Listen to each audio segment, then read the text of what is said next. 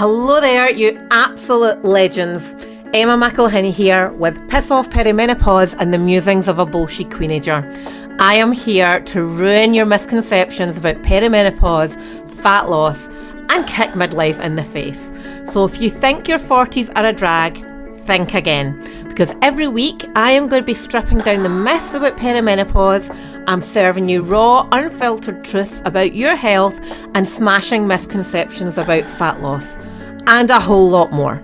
So if you thought you knew midlife, you don't know the half of it. Aging is inevitable, but getting old is a choice. So buckle up, grab a glass of something yummy, and let's get to it.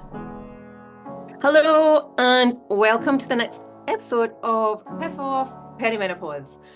Today's episode is all about meal prepping. And the reason this came about is because I put a social post out saying I have just meal prepped for the next week for 3 of us. Who wants to know how I did it? So I'm going to do it. I'm going to take you through it. So I have tried several times to record me on video doing my meal prep, but I always forget to then move the camera and I always end up just recording one thing, which is kind of pointless. So I'm going to take you through step by step, specifically what I do to get my breakfast, lunch and dinners organised for the week ahead. And it takes me less than 90 minutes. And I'm going to create a shopping list as well, if you want to replicate what I'm doing. But most of my meal prep now is done. There's a lot of concoctions that I do. So this is just the one that I'm going to take you through today is what I did at the weekend there. And you can adapt as you go. So let's start, all right? Okay, so the first thing I do is I get up and I make breakfast for everyone. So whilst I'm making breakfast, it might be bacon and eggs, or it might be overnight oats, or it might be porridge or something like that. But once I've done that, I get started on what my breakfast, what is going to take the longest amount of time, right? So the first thing that takes the longest amount of time is I cook a chicken, one full whole chicken, medium-sized chicken from the supermarket, and I put it in. I've got one of those Ninja kitchen things, so it's got a pressure cooker as part of it. So I put it in the pressure cooker part, and it goes on for 35 minutes. I put some water, I just put some water in the dish, put the chicken in the rack, bung it in, put the lid on, do the rest. Now, if you don't have a pressure cooker, you can use a slow cooker or you can just use it in your oven. It will change the timings, but you can do other stuff while you're waiting for it to cook. So the pressure cooker goes on for 35 minutes. Whilst that goes in, I am getting out a mixing bowl and I'm making my breakfast for the week ahead. So that involves 3/4 of a bag of frozen berries. Sometimes in the summer months, I'll normally chop a watermelon for my fruit, and I'll use watermelon, but they're not really in season just now. So frozen berries, I use frozen spinach, and the frozen spinach normally, depending where you get them, are frozen into balls, and I normally allocate 2 or 3 balls per day. So I bung some of them balls in the bowl. I normally have, every month, I get a bulb of celery and a lot of courgettes, and I chop them and I put them in the freezer. So I use about 500 grams of courgette. You can do it fresh, of course. 100 grams of courgette per day, and a tub of Greek yogurt, not percent fat Greek yogurt, and I put 5 scoops of protein powder in that bowl, right? Now I mix it all around. Now it's going to be a normal size mixing bowl. It's going to be overflowing because, there's quite a lot of volume in there, but once all the frozen stuff defrosts, it kind of bulks down a wee bit. So that's my breakfast for the week. Now, on every day, you can either choose whether you want to dollop that out into a bowl and eat it with a spoon, or I just put it in the blender in my NutriBullet and blend it and I drink it. Now, it is best practice to eat your food rather than drink your food. But you have to do what is right for you and the time that you have and the family that you have. So if you wanted, you could double up quantities to make that for an additional person. If your partner wanted to have that as well, or one of the kids, whatever, that's easy enough to do. So that gives me 5 days worth of breakfasts, easy peasy. And then in the morning, it takes me less than 2 minutes to get less than a minute probably to get my breakfast together. And I do it while I'm making tea, and Archie normally has porridge with protein powder and a bit of fruit. Sometimes he'll have a bit of smoothie. So that's breakfast sorted. And that has taken less than probably 4 minutes in total to get everything done for your breakfast. The next thing I do is I put that in the fridge And then I go into soup making. So in a big pan, I use a lot of frozen stuff because I'm trying to make my life as easy as possible. So I use frozen stuff. So I get a couple of handfuls of frozen onion, a couple of handfuls of frozen celery. Like I said, I normally chop and freeze the celery once a month, but you can just use fresh. Normally a couple of handfuls is like maybe 4 stalks of celery, maybe finely chopped. I chop about 5 carrots. For some reason, I always use fresh carrots, and I don't know why. But anyway, you can use frozen. About 5 medium-sized carrots chopped up, and any other veg you want. Like normally, I'll have a red pepper in there. I'll maybe have some green beans. I'll maybe have some tomatoes, just whatever's lying about. I add some vegetable stock, normally a stock pot or some stock tubes, and a couple of handfuls of lentils. And then add some water, probably an inch over the top of the veg, and then you simmer that for 20, 30 minutes. Just keep an eye on it. And then I have soup. Once that's cooled down, I tend to blend it just because that's our preference. If you don't want to blend it, you don't have to blend it. So that's my soup then for the week. And at this point, my chicken is still in the pressure cooker.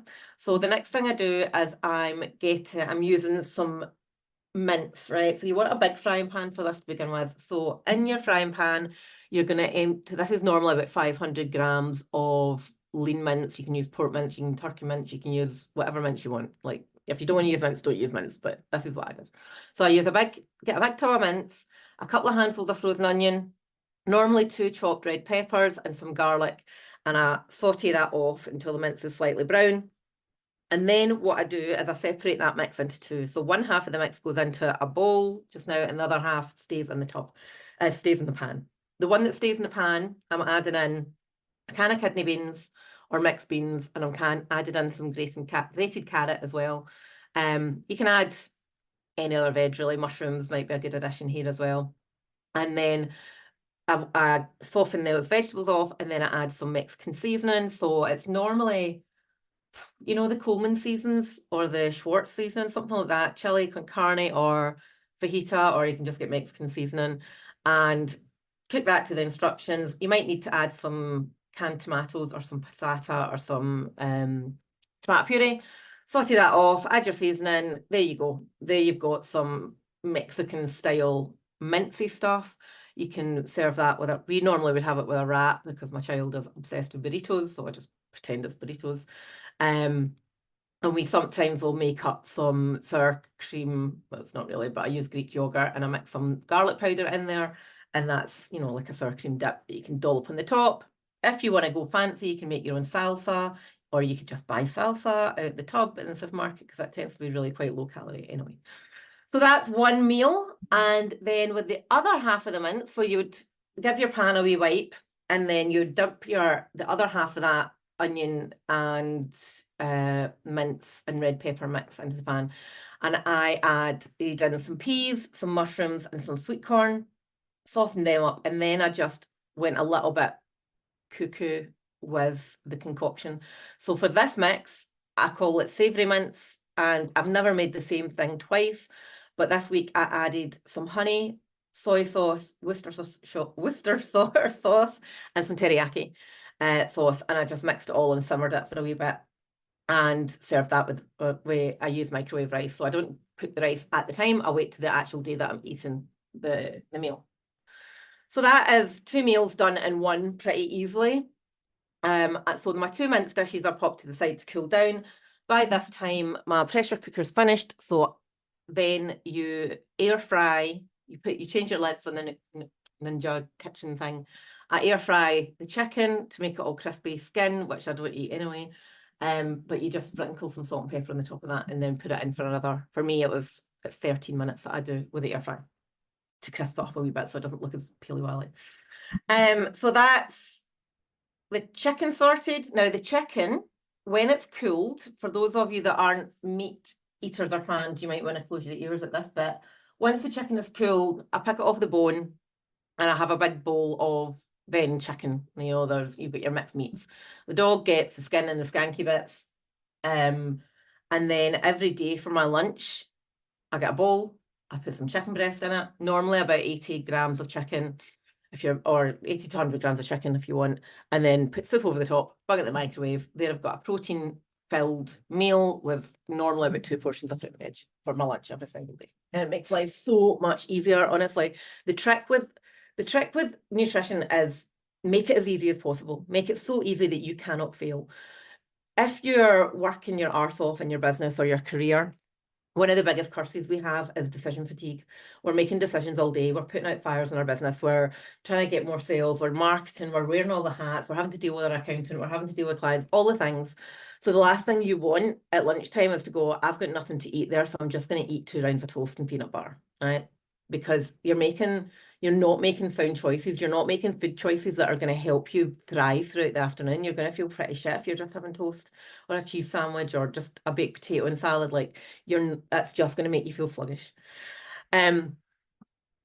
So having that soup there, you might want to have a bit of toast with it. That's absolutely okay. You might want to have some crackers with it, but because you're getting the protein and the fruit and veg, the nutrients from that, it's going to give you more sustained energy over the course of the day, combining it with the higher protein in the morning. Right, so the next thing I do, so that's us, just think back, that's us got a Mexican dish, that's Monday night's dinner. We've got savoury mince, that's Tuesday night's dinner. We've got the chicken, which is going to cover us for all of our lunches through the week, and we might actually have some left over at some point that we can freeze. But for Wednesday, what I did last week was I got a jar of pesto. Now, pesto in itself is fairly calorific because it's got a lot of oil in it.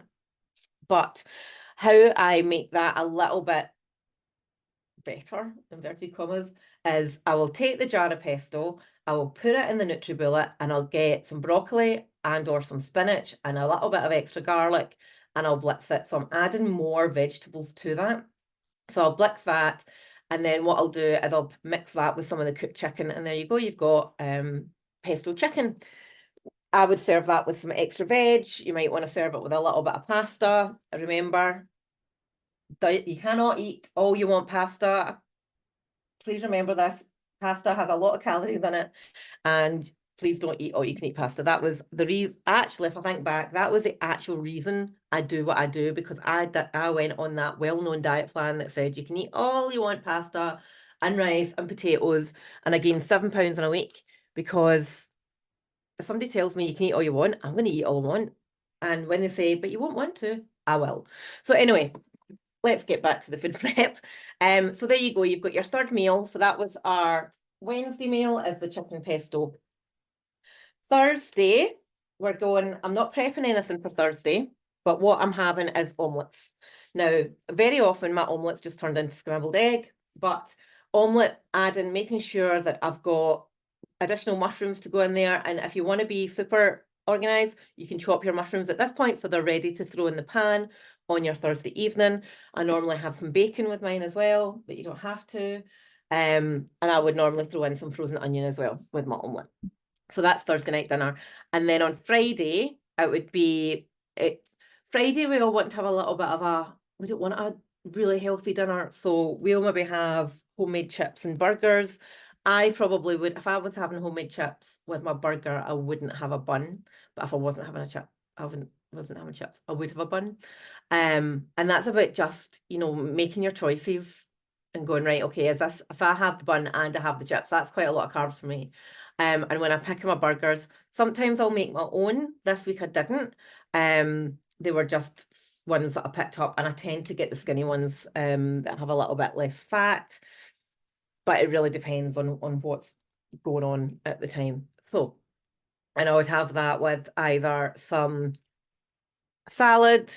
If it's really cold and miserable, nobody's turned on by salad. So then I would maybe do some sauteed mushrooms and a little bit of butter and a little bit of garlic and a little bit of salt. And that tastes a little bit decadent. Nice. So that's it. That is all I do. Now, the trick is you can spend a lot of time looking at recipes. You can spend a lot of time, and if you've got the time and the energy to do that, I absolutely do urge people to do that, because you do come away with some really amazing ideas and really, really nice things. What I've found that works best for me is I don't get bored. Although I'm eating the same breakfast Monday through Friday, every week it always tastes a little bit different, because I'm either, maybe I've got watermelon, or maybe I've got fresh raspberries and blueberries rather than frozen berries, or maybe I'm using frozen mango instead of berries. So it never tastes the same 2 weeks in a row. And it's the same with the soup. I've never made the same tasting soup 2 weeks in a row, and I've been making soup for the best part of 20 years. Never made the same soup twice. And you don't have to have like vegetable soup like that. You can make mushroom soup, you can make roasted red pepper and tomato soup, you can do it all. You don't even have to have soup. In the summer, I don't make soup at all. What I do is I make coleslaw. So I get cabbage, a full cabbage, tons of carrots, some red onion or normal onion, and I'll just put that in the food processor, grate it all, put it in a big mixing bowl, add a couple of dollops of light mayonnaise, some mustard powder, some salt and pepper, and there you go. I've got coleslaw that I would have then with my chicken. So I'm still getting my 2 portions of fruit and veg plus a good protein source. In the summer, it's just a different way of doing it. The other thing I would suggest as well is that, you don't need to necessarily do a full chicken every single week. Sometimes I'll mix it up and I'll, do a gammon joint or something like that. So just play about with it and make it as easy as possible for yourself. There are some recipes that my clients love are Scott Bapty ones. If you've got a slow cooker, use the slow cooker.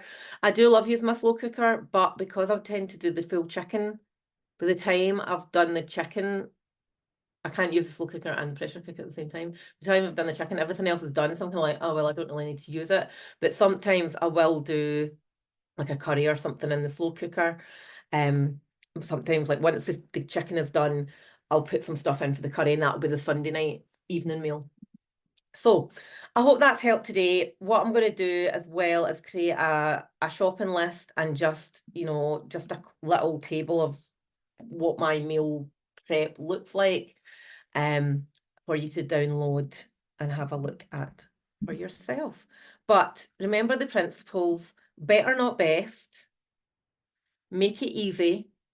To make it as easy as possible to make good choices. The easier it is to succeed, the more you'll do it. And the harder it is to succeed, the more you'll beat yourself up over it. So that is the absolute key. Now, some principles that you want to be thinking about when you are designing your meal plan: build your meals around your protein source. Hugely important. Women do not eat enough protein. And when we are losing muscle mass, as we do in our 40s, it's called sarcopenia. It's just a normal part of aging. We need more protein. Eat more protein. So make sure your meals are based around a protein source. Always make sure that you've got at least, sorry, that's my mum phoning, at least 2 portions of fruit or veg with every meal. And then by doing that, by the time you get to lunchtime, you've pretty much got 4 portions of fruit and veg. So you're like, oh, well, by the time we get to dinner, it doesn't matter if I have that extra tomato. And just make sure that you are also eating things with fat in it as well. So, your darker minced meat of the chicken is going to be fattier. Using a little bit of oil. Be careful with the oils, like, use spray oil if you want to. A tablespoon of olive oil is about 200 odd calories. So just be mindful that it is calorific, but it's not necessarily bad for you. So there are your kind of principles, but most of all, it has to be quick and easy and family friendly. One of my big bugbears is when, I see all these fit pro nutrition people and they're like, and here's your meal plan. And it's like, oh, you're going to have this orzo, chia, kale, quail's egg meals that, a 10-year-old's not going to eat that. So be realistic with yourself. Make it as easy as possible for you and your family. Get the kids involved in the prepping if they're old enough. Get them chopping, get them stirring the soup, just get them involved, because one of the best gifts that you can give your kids is their ability to understand how to make, cook, and eat healthy, nutritious food. There you go. Okay, so I hope this has helped. Let me know if you've got any questions. Let me know if there's anything else that you want to hear about from a meal prepping point of view, and take action. That's the biggest advice I can give you, is just give it a try. Remember, proper planning prevents piss poor performance. For those of you that have ever worked in corporate, you'll know that phrase very, very well. But the better organised you are, the more success you will have. It's as simple as that. And just like that, we have spiced up another episode of Piss Off Perimenopause and the musings of a bullshit queenager. massive shout out and a huge thank you for hanging out with me today. I really hope you've been entertained. And remember, don't be shy, hit that subscribe button. And until next time, keep those heels high and standards higher. Remember, it's all about glowing, growing and downright owning it. So catch you on the flip side, and don't forget to click the link in the show notes to get your freebie.